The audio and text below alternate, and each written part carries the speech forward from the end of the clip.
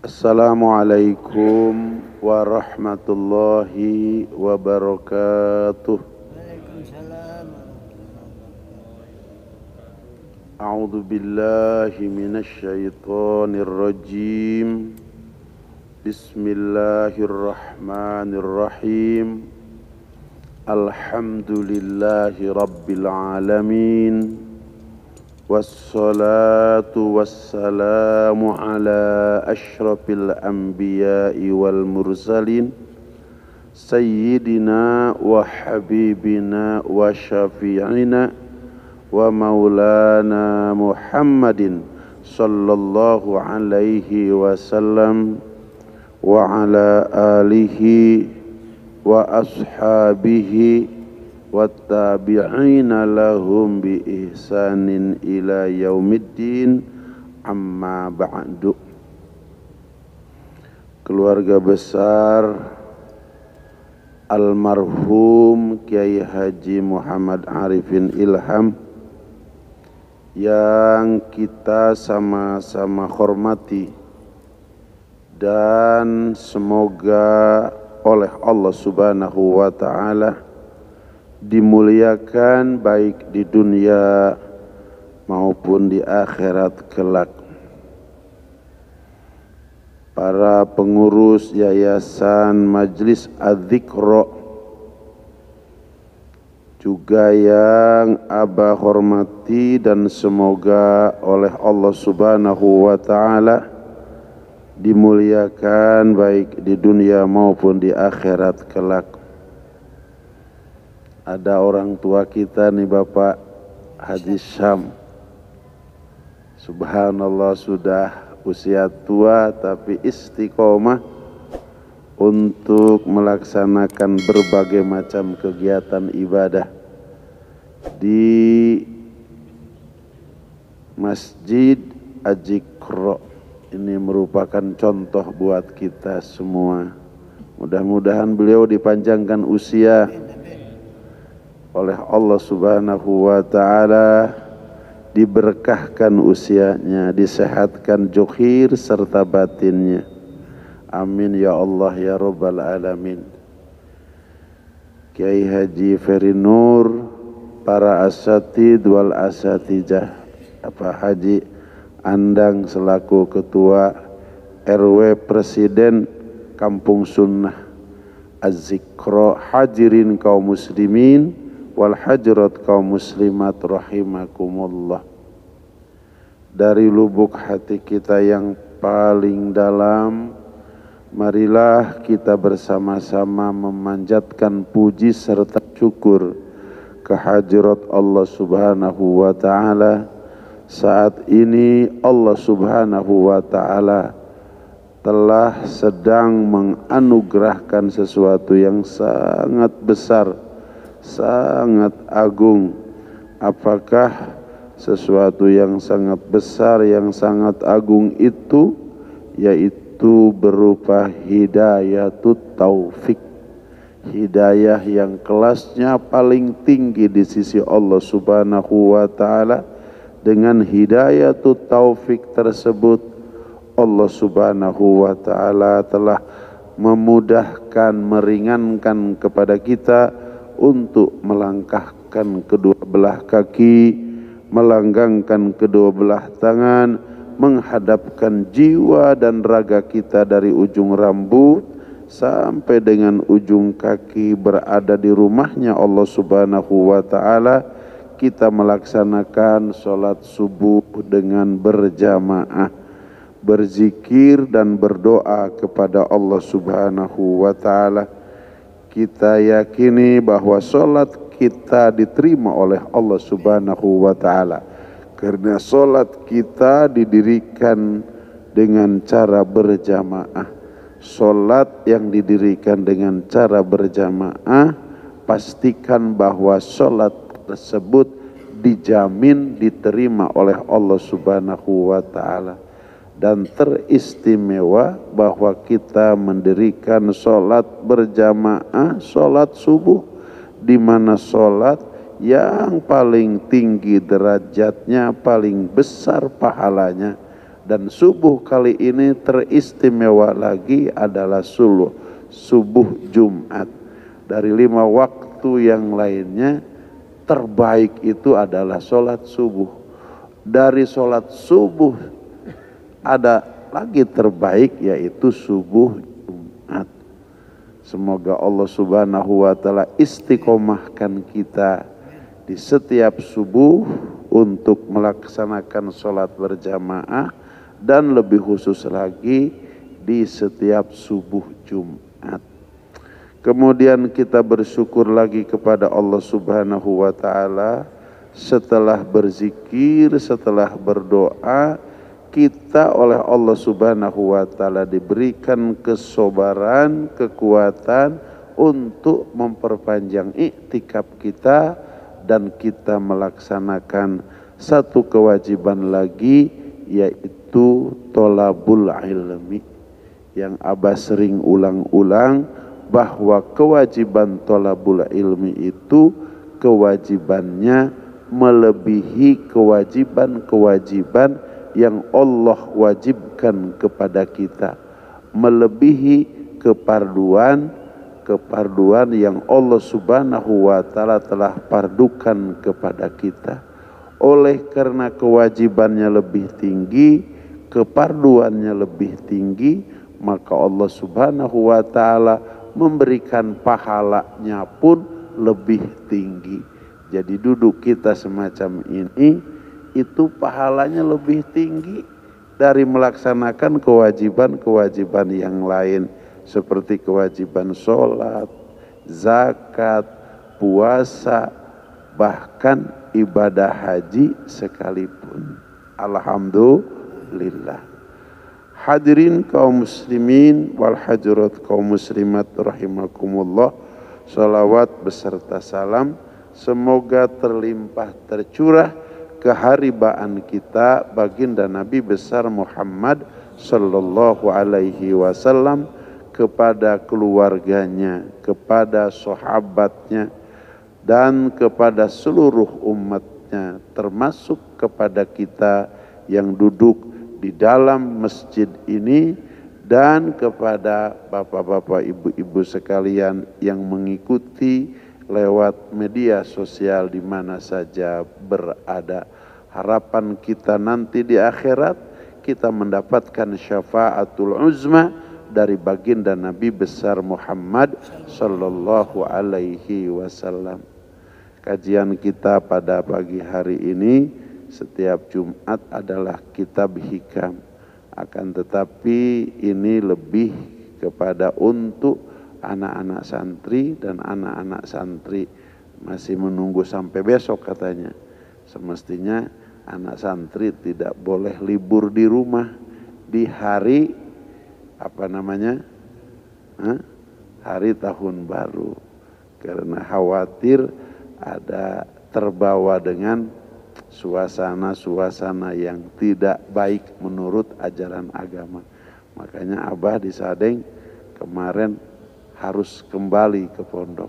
Jadi anak-anak sudah ada di pondok sekarang, dan ada di Sadeng itu diadakan kegiatan yang disebut dengan Sadeng bersolawat dan bermuhasabah. Jadi sepertinya nanti besok Pak Andang harus diberikan masukan nih kepada lembaga kita, karena khawatir begitu tahun baru ini, subhanallah, Abah pernah keluar pada malam tahun baru, bukan saja membazirkan harta dengan membeli terompet, dengan membeli petasan dan lain-lain sebagainya, akan tetapi maksiat tumbuh di mana-mana. Dulu Abah pernah mengadakan iktikaf di sini dengan kurang lebih 400 orang, yang maksud dan tujuannya untuk menyisir di Sentul City ini. Coba nanti kita lihat malam tahun baru seperti apa mereka bermaksiat itu, dan kita tidak boleh tinggal diam. Maka Abah setiap kali datang tahun baru selalu berusaha untuk mencegah bagaimana kita, keluarga kita, kemudian masyarakat kita, bangsa kita, terutama generasi muda kita jangan tergerus dengan suasana yang merusak terhadap moral anak bangsa. Maka Abah boleh hadir nanti ke Sadeng, mengadakan Sadeng bersolawat dan bermuhasabah. Puluhan ribu nanti yang akan hadir di halaman pondok pesantren Abah. Anak santri ikut terlibat di dalamnya. Kenapa? Sengaja ditarik oleh Abah dari rumah-rumah mereka karena ada sebuah kekhawatiran mereka ikut tergerus dengan suasana yang membawa dampak negatif terhadap kehidupan mereka. Jadi besok ini mesti diberikan masukan. Di sini mestinya muhasabah kampung sunnah beserta santri dan juga diadakan dengan melibatkan masyarakat yang ada di luar kampung sunnah ini. Ini supaya menjadi PR nih buat Pak Presiden nih begitu. Hadirin kaum muslimin wal hadirat kaum muslimat rahimakumullah. Ada 5 tahapan kehidupan kita. Yang pertama, kita berada dalam tahapan yang disebut dengan alam ruh. Jadi sebelum kita oleh Allah Subhanahu wa ta'ala dilahirkan ke alam dunia, Allah Subhanahu wa ta'ala terlebih dahulu menciptakan kita dalam bentuk ruh yang belum dilengkapi dengan jasad. Allah berfirman di dalam Al-Quran ketika Allah Subhanahu wa ta'ala usai menciptakan makhluk yang bernama ruh, termasuk ruh kita pada saat itu ada dalam alam ruh tersebut. Allah berfirman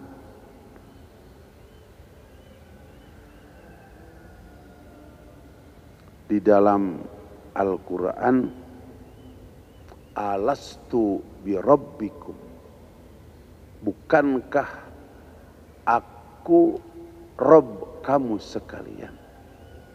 Qalu bala syahidna.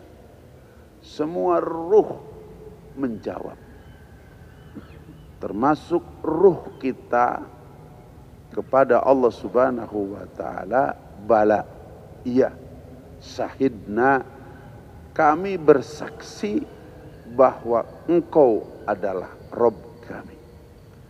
Itu ketika kita berada di alam ruh.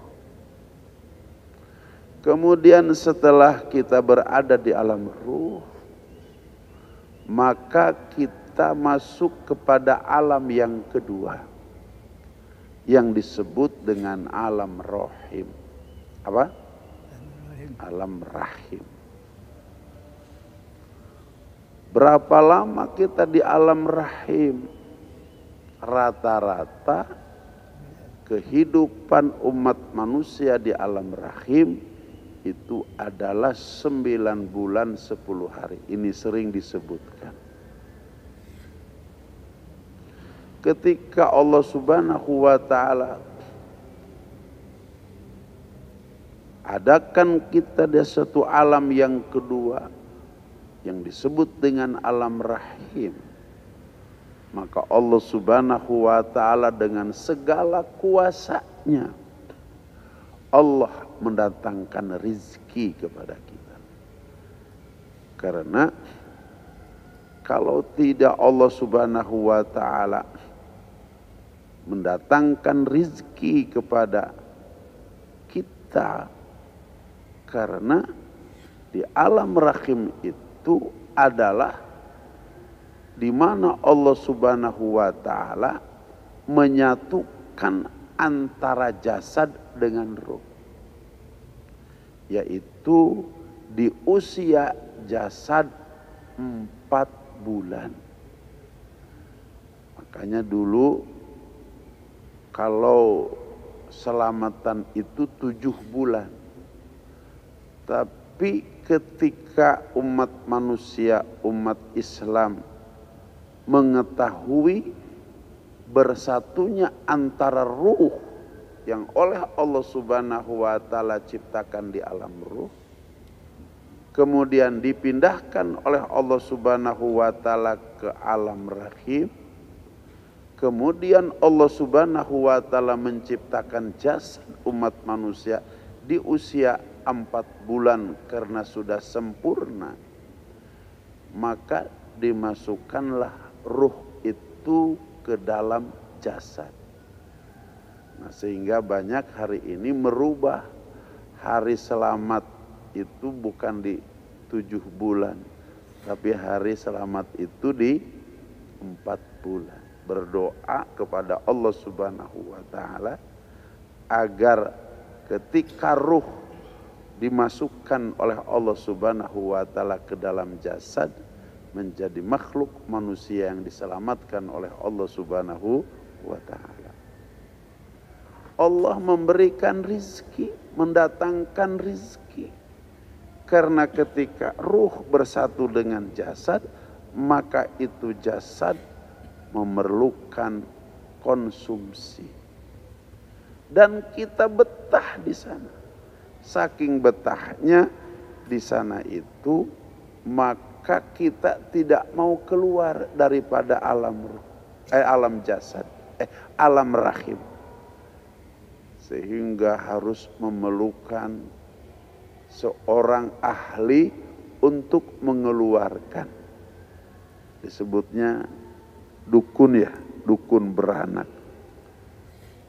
Saking susahnya mengeluarkan bayi di dalam alam rahim itu. Karena memang dia betah di sana. Karena oleh Allah Subhanahu wa taala diberikan kehidupan.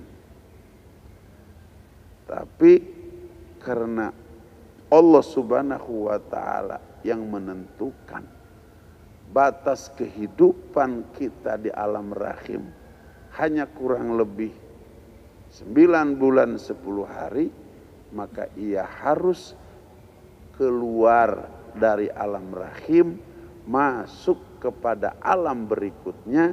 Alam yang ketiga adalah alam dunia.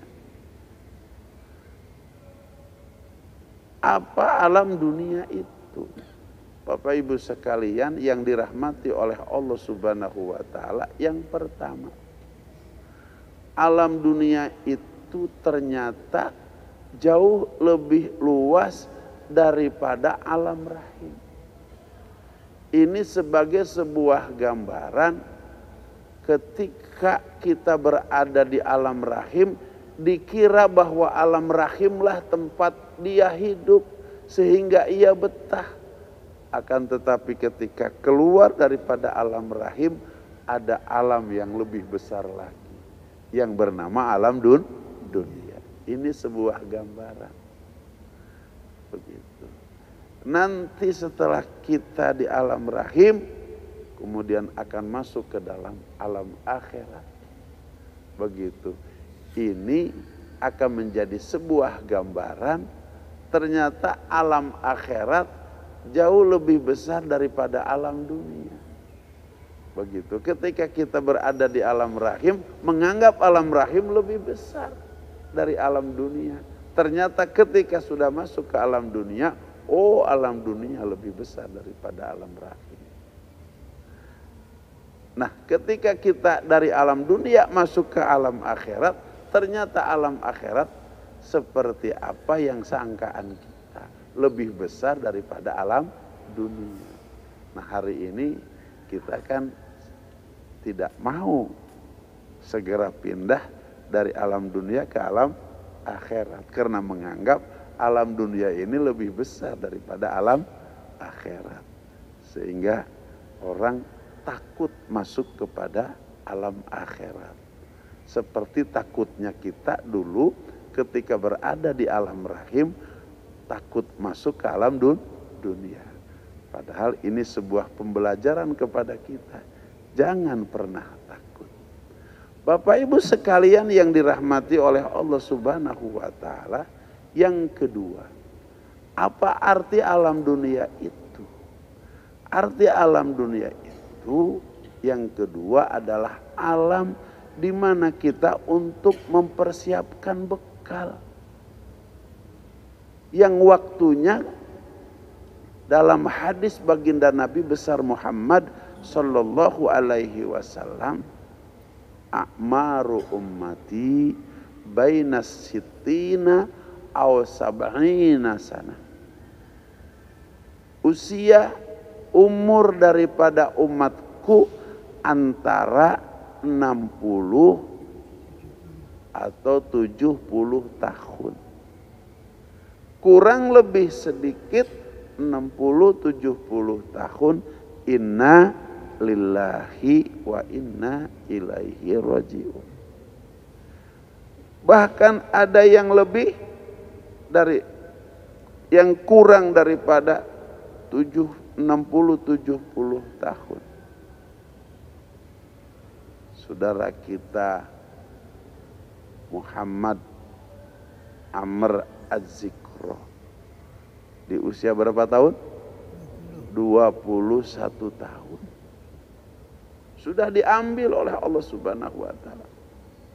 Mudah-mudahan beliau diterima iman Islamnya, amal ibadahnya, diampuni segala dosanya, ditempatkan oleh Allah Subhanahu wa taala di alam barzahnya dengan penuh kasih sayang Allah Subhanahu wa taala.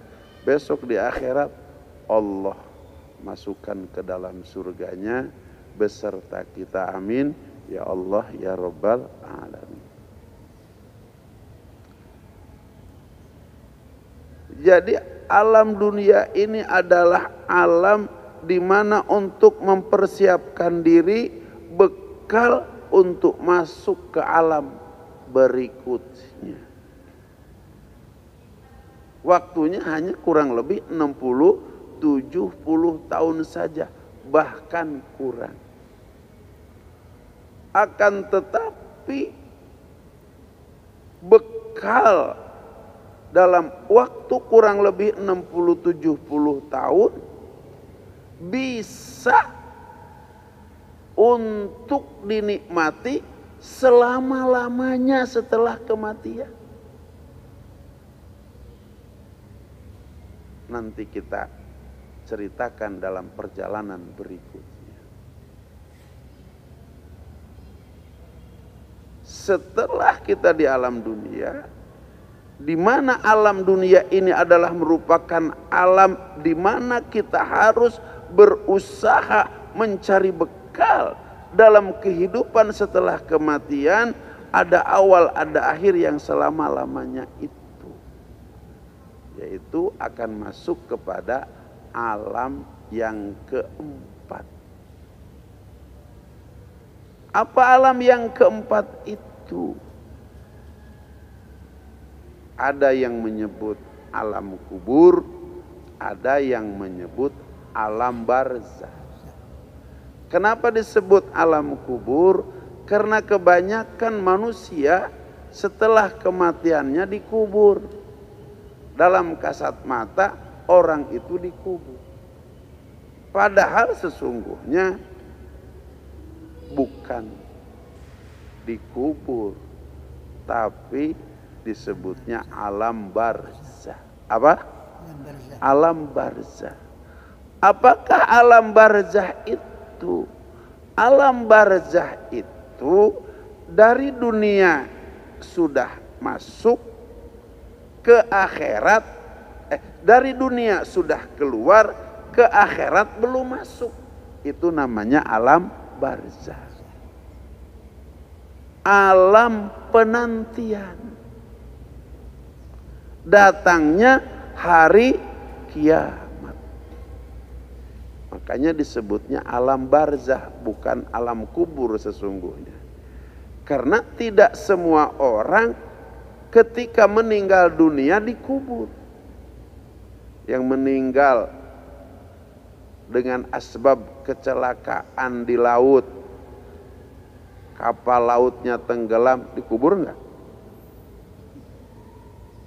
Kemudian yang meninggal asbab meninggalnya jatuh dari pesawat, dikubur enggak? tidak dikubur.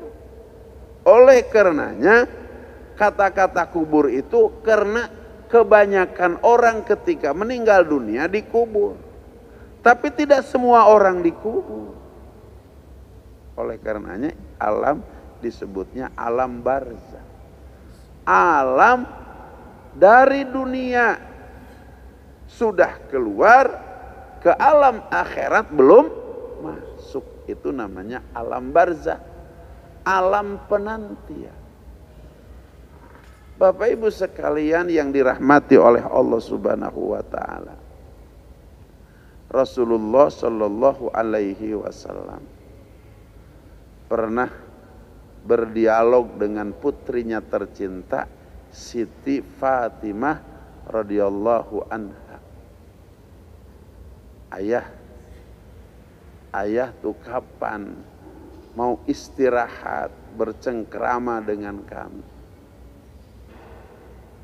Ayah tuh kapan mau sendaguro dengan kami? Jadi rupanya Rasulullah SAW dalam kehidupannya serius. Rasulullah SAW dalam kehidupannya hanya taat ibadah kepada Allah Subhanahu wa taala, berdakwah, menyebarkan kebaikan-kebaikan, pesan-pesan Allah Subhanahu wa taala kepada setiap umat manusia. Sehingga tidak ada waktu sedikit pun untuk beristirahat digunakan oleh Rasulullah SAW dalam masa hidupnya benar-benar untuk mempersiapkan diri bekal dalam kehidupan yang panjang nanti di akhirat yang ada awal tidak ada akhir. Sehingga beliau menyampaikan jawaban kepada putrinya Siti Fatimah radhiyallahu anha, la rohata illa ba'dal maut. Wahai Fatimah, putriku, ayahmu tidak ada rehat kecuali rehat ayahmu itu illa ba'dal maut, kecuali setelah kematian. Rasulullah sallallahu alaihi wasallam itu sudah dijamin dengan surga. Tapi dalam kehidupan beliau ketika di alam dunia, maka tidak ada main-main, tidak ada senda gurau. Betul-betul mempersiapkan diri untuk bekal kehidupan setelah kematian. Yang menjadi pertanyaan bagi kita, kita itu sudah mendapatkan jaminan surga atau belum dari Allah Subhanahu wa taala? Jawab oleh diri masing-masing. Kalau Rasulullah sallallahu alaihi wasallam saja sudah mendapatkan jaminan surga daripada Allah Subhanahu wa taala, ketika hidup tidak ada main-main, tidak ada senda gurau, bagaimana dengan kita? Oleh karenanya dalam tahun baru ini sesungguhnya bukan mempersiapkan kemana kita jalan, di mana kita makan. Bahkan ada yang sudah ngincer-ngincer tempat untuk bakar jagung, untuk bakar daging ikan dan lain-lain sebagainya. Semestinya apa yang pernah disampaikan dalam satu athar, yaitu Sayyidina Umar bin Khattab radhiyallahu anhu, hasibu anfusakum qabla an tuhasab. Hisab diri kamu sekalian, hitung amal-amal ibadah kamu sekalian sebelum besok Allah Subhanahu wa taala menghisab kamu sekalian. Jadi datang tahun baru ini harus menjadi sebuah perhitungan amal kita. Dalam sebuah hadis, walaupun ini masih dipertentangkan ini hadis, kalau hari ini lebih baik daripada hari kemarin, ini orang yang bermuhasabah. Ia adalah orang yang beruntung. Kalau hari ini sama amal ibadah kita, kualitas dan kuantitasnya dengan hari kemarin, kita adalah orang yang merugi. Kalau hari ini lebih buruk ibadah kita daripada kemarin, maka kita adalah tergolong orang yang celaka. Na'udzubillah tsumma na'udzubillahi min dzalik. Jadi dari hari ke hari kita harus menghisab diri sebelum dihisab oleh Allah Subhanahu wa taala, karena hisab itu pasti. Perhitungan amal itu pasti. Sebelum kita dihisab oleh Allah Subhanahu wa taala, hitung-hitungannya harus dihitung dulu oleh kita di alam dunia, agar kita nanti di akhirat tidak terjerumus ke dalam satu azab yang kita sangat takutkan, azab api nerakanya Allah Subhanahu wa taala. Jadi alam yang keempat itu adalah alam barzah namanya. Alam di mana dari dunia sudah keluar, akan tetapi kepada akhirat belum masuk. Kemudian seperti apa alam barzah itu? Bapak Ibu sekalian yang dirahmati oleh Allah Subhanahu wa taala, alam barzah adalah awal orang mendapatkan nikmat di alam akhirat, dan awal juga mendapatkan siksaan di alam akhirat. Jadi amal-amal perbuatan kita di alam dunia, di alam barzah sudah mulai dirasakan. Kalau ia menjadi seseorang yang mempersiapkan diri, beramal di alam dunia untuk bekal di akhirat setelah kematian, maka di alam barzah ia akan mendapatkan kenikmatan dari amal-amal yang ia lakukan di alam dunia. Manakala sebaliknya ia banyak maksiat di alam dunia, tidak pernah menghitung, berpikir bagaimana hidup setelah kematian nanti, maka ia akan mendapatkan siksaan di alam barzah itu. Makanya ada yang disebut dengan siksa kubur. Kubur atau barzah akan menjadi raudhatun min riyadil jannah, salah satu taman daripada taman-taman surganya Allah Subhanahu wa taala buat mereka yang mempersiapkan diri dengan amal perbuatan, amal soleh, sehingga kuburnya, barzahnya akan menjadi salah satu taman daripada taman-taman surganya Allah Subhanahu wa taala. Mudah-mudahan kampung sunnah ini, Masjid Ajikro ini menjadi tempat mempersiapkan diri kita beramal soleh untuk hidup setelah kematian, sehingga kubur kita besok menjadi kubur raudhatun min riyadil jannah, salah satu taman daripada taman-taman surganya Allah Subhanahu wa taala.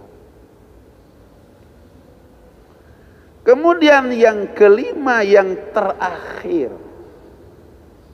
disebutnya alam akhir.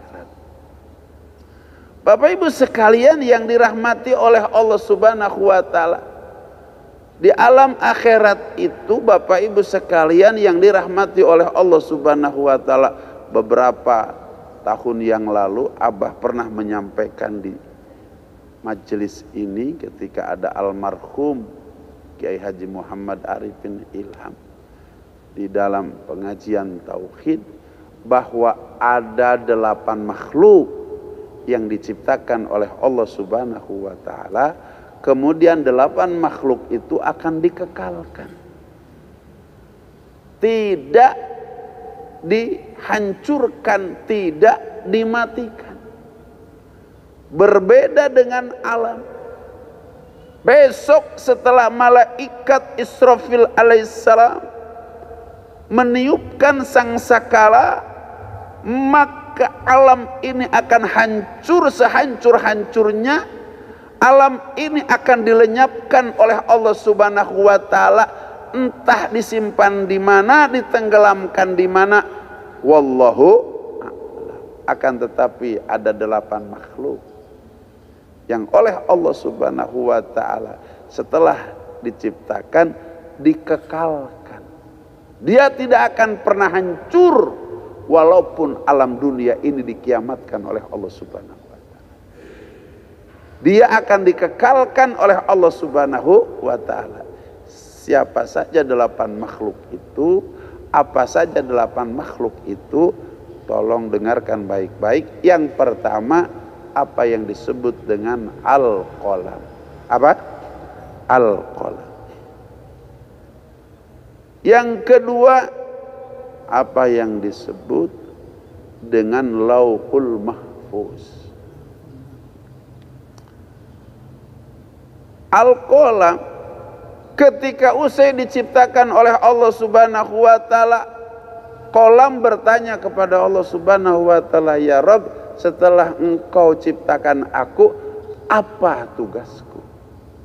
Allah menjawab bahwa tugas engkau adalah menuliskan setiap takdir yang ditakdirkan olehku. Di mana takdir Allah Subhanahu wa ta'ala dituliskan?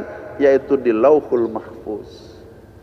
Lauhul mahfuz itu alat tulis sejauh mata memandang, yang berwarna putih melebihi putihnya mutiara.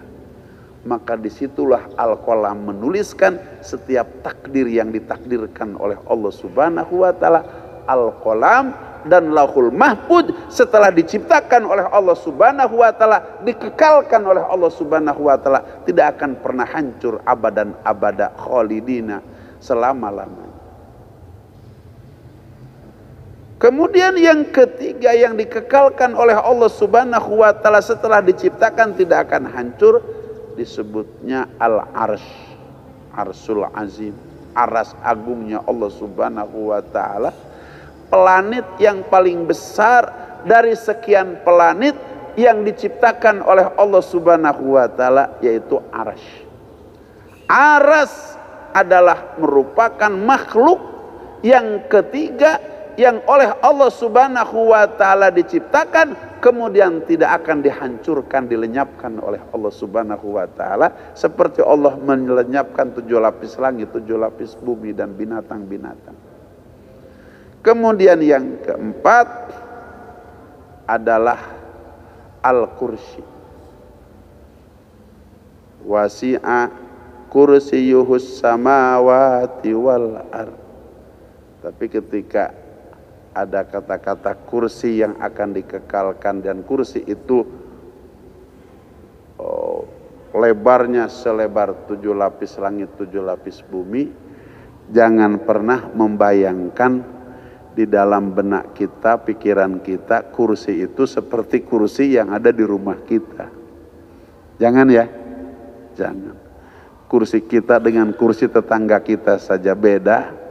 Bagaimana kursi kita dengan kursinya Allah Subhanahu wa ta'ala? Jangan pernah. Kalau begitu seperti apa? Ya, kursi sesuai dengan kemuliaan dan keagungan Allah Subhanahu wa ta'ala. Jadi yang pertama adalah al-qalam, yang kedua adalah lauhul mahfuz, yang ketiga adalah aras, dan yang keempat adalah al-kursi.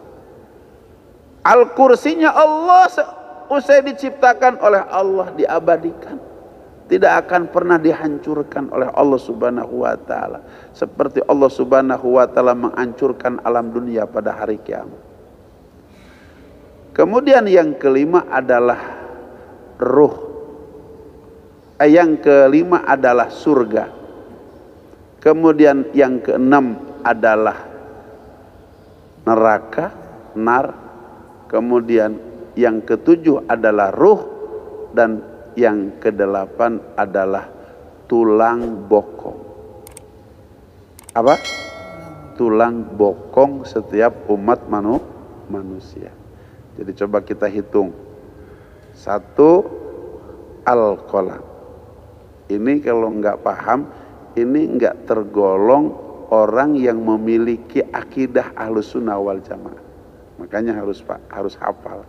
Yang kedua adalah lauhul mahfuz. Yang ketiga adalah arasy. Yang keempat adalah kursi.